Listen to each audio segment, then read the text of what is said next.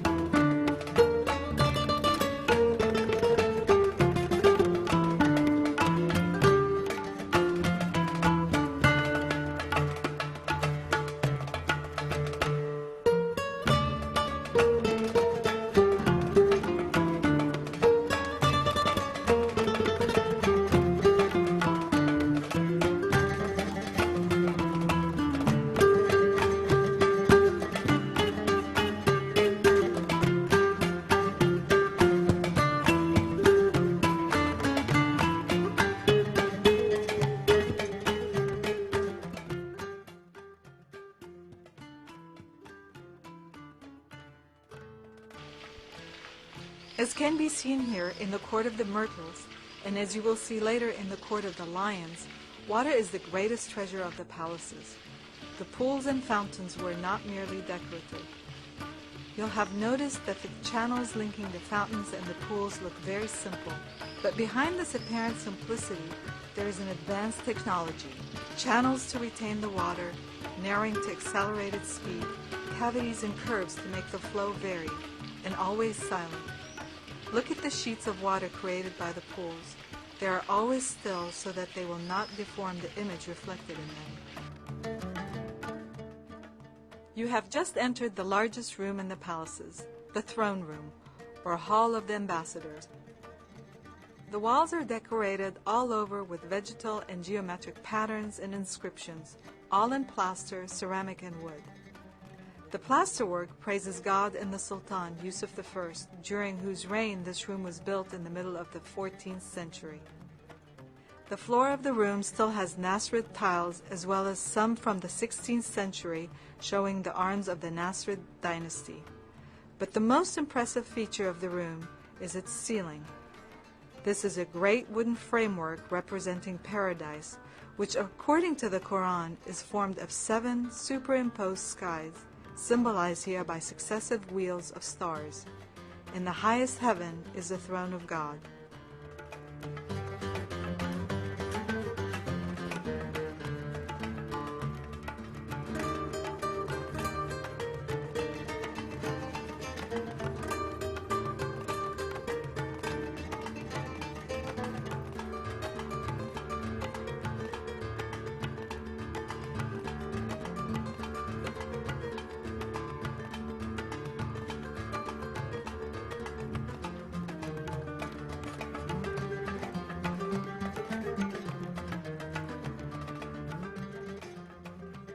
Take a close look at the fountain, carved in white marble.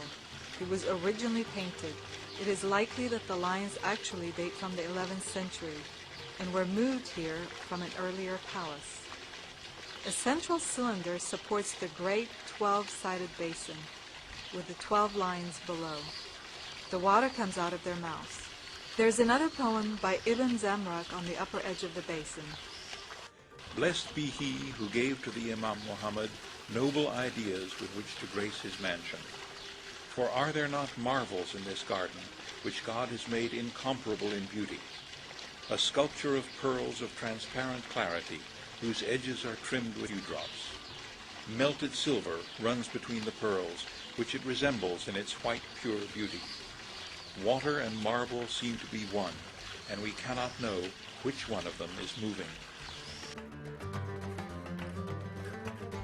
You're now behind the Comaris Palace and the Palace of the Lion.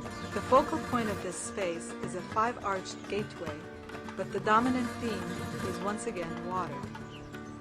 In the pool, it acts as a mirror reflecting the face of the building and breaks the horizontal lines of the architecture.